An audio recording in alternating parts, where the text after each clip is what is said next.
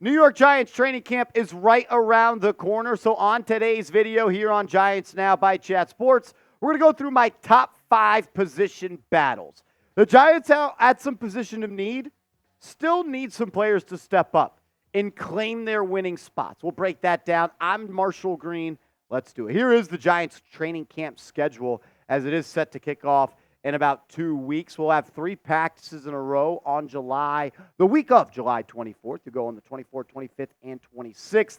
And then you'll be back at it the following week with 5 practices on that next week. Then you'll close it out with 3 practices in a row and 2 joint practices with the Detroit Lions. The Giants did joint practices last year with the Lions, and they will be doing it again. I like joint practices. You get to go against people that you haven't really gone against all spring and into the summer. You get another look, and you get to see really where you stack up. And I think that joint practices are very important, and I am glad the Giants are going to be doing them once again this year. If you're ready for the 2024 NFL season to start, hit that thumbs up icon. I'm pumped up. We're getting closer and closer. I think we're less than 10 Sundays away at this point from week 1.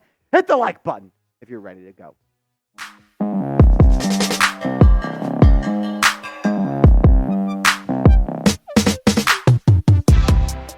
Alrighty, with training camp almost here, let's dive into it. Some top position battles heading into New York Giants training camp. There are still some positions that I'm worried about, and we didn't talk about it on today's show, but the offensive line, I'm not sure there will be any training camp battles for the top 5 offensive linemen. I think it's pretty set in stone that your week 1 offensive line will be Andrew Thomas, Jermaine Illuminor, with John Michael Schmitz, John Runyan, and Evan Neal at your starting 5. But maybe we're looking at some interior backup offensive lineman battles, or who's going to be that swing tackle. Will it be Azudu or will it be somebody else? Didn't bring up the offensive line in specific in this video, but I'm always going to have my eyes on them heading into training camp. CB2, though, is my number 1 position battle to watch.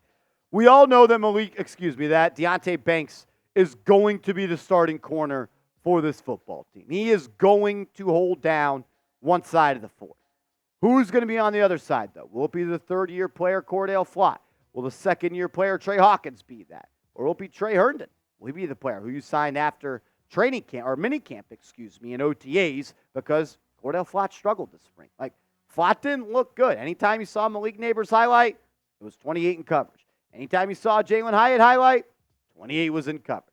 Anytime you saw Wan'Dale Robinson making plays, seemed like 28 was in coverage. And he struggled, and that's why you went out and you signed Herndon early on following minicamp and OTA. So you look at this cornerback depth chart, and you got to think who's it going to be.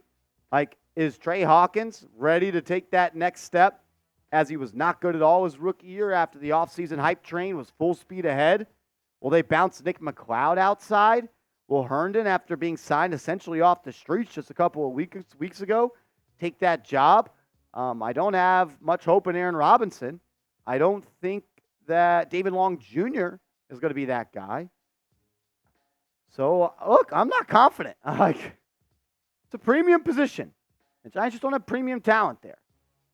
If Deonte Banks becomes an elite shutdown corner, that will ease my pessimistic thinking at times, but I don't have the most trust in Flott, Hawkins, or Herndon. They could show that we're wrong and maybe prove us all wrong, though, when they be those guys.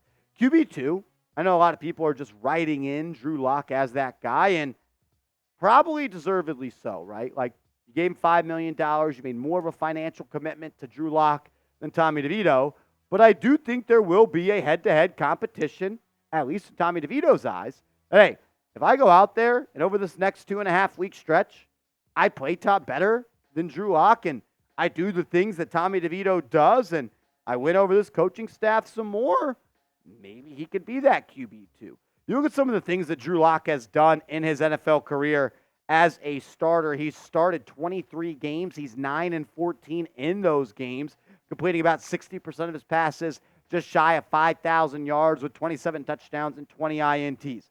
Look, Drew Lock likes to take chances. He likes to throw the ball down the field. He is a gunslinger to the tee. He's gonna rip it, and he might throw in a couple interceptions. That's why he has 27 touchdowns and 20 interceptions in 23 games. He's not scared. He's going to take chances. And the Giants could use that in a backup quarterback. Whereas Tommy DeVito, I thought played pretty decent at times last year. Very obviously still a rookie in this league, but considering the circumstances and the lack of offensive line skill that was on this team, being sacked 37 times, the guy threw 8 touchdowns, went 3 times to get the Giants a win, was the NFC Offensive Player of the Week on Monday Night Football against the Green Bay Packers. I think it's more than fair to say that Locke and Devito will be competing for that QB2 spot in training camp. Who do you think it should be? Who should be the backup quarterback to Daniel Jones? Is it Drew Lock? Is it Tommy DeVito? Let me know your thoughts in the comment section.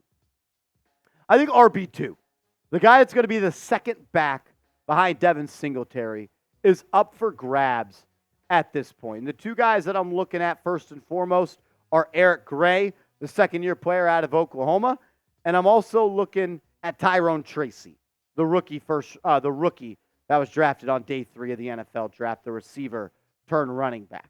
Ja'Shawn Corbin, I'm sure, will battle for that spot as well as Dante Miller and Sailors, who you signed from the XFL just a couple of weeks ago. But I really think it's going to come down to Gray and Tracy. Gray is going to get the first crack at it. Seniority there. He knows the playbook a little bit more. Got to get to know this offense and go through an offseason before. But I do think Tracy is a little bit better of a back. I think he's got more upside. I think he's got more versatility. He could help you in the pass game. Eric Gray, I'm not ready to write him off, but I didn't love the pick at the time, and I'm not so sure that he'll ever be the player the Giants thought they were getting. He's got an opportunity to prove us all wrong, and I hope he does for the New York Giants' sake. Defensive tackle number 2, the big guy lined up inside next to Dexter Lawrence, is the next position battle that I'm going to be looking forward to because, like CB2, don't go to that. That's not right. Like CB2, I do not have confidence necessarily in these second defensive tackles. You're going to have Rakeem Nunez-Roches, and that's really about it, right? Like, Jordan Phillips, I guess. Is he going to go in there? Is Jordan Riley going to be ready? Is that really going to happen? I'm not so sure. Rakeem Nunez-Roches was okay, I guess you could say, this past year for the Giants. Didn't blow me away. Did enough to stay on the field. But overall, man, like CB2 and like DT2, you don't have NFL talent there. Like Rakeem Nunez-Roches he's a backup offensive lineman. Like, he just is. He's not someone that should be playing the bulk of the snaps. DJ Davidson was a 7th-round pick from 2 years ago. Jordan Riley, Jordan Phillips, and Ryder Anderson, like, you just don't got NFL talent there. It actually is upsetting to see that you're going to roll out Rakeem Nunez-Roches as your DT2 next to Dexter Lawrence. That's not good at all. The safety 2 position will be one of the more fun ones to watch go and be played out in the offseason. You got the rookie Tyler Nubin out of Minnesota, who you selected in round 2. I think a lot of people are sleeping on him. We did a video last week of why is no one talking about Tyler Nubin. I think he's going to be ready to play day 1.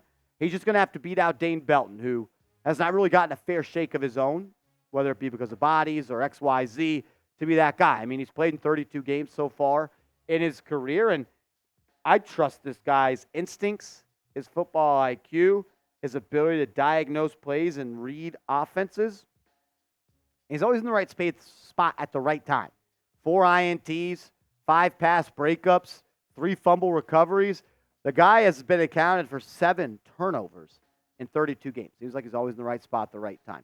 Whether it is Belton or Nubin, though, there's going to be multiple safeties playing on the field almost at all times. Shane Bowen ran dime coverage 24% of the times last year for the Tennessee Titans, the second highest number in the NFL. So they're going to get multiple safeties on the field. So you'll see packages with Pinnock, Belton, Nubin all on the field at one time. But when you do go to that 2 safety set and you are playing that 2 high, whether it be halves or quarters, who's it going to be? Is it going to be Nubin? I'd like to see it be Nubin because you invested a second-round pick in him. But I also, on the other hand, would like to see it be Belton because he's a third-year player after being a 4th-round pick. And you need some ROI, on some of these investments. You need some return on investments because some of the people from that first draft class that Joe Shane selected, we haven't got much return on those investments. What position battle are you most excited about? Is it CB2? Is it quarterback 2? Is it safety number 2?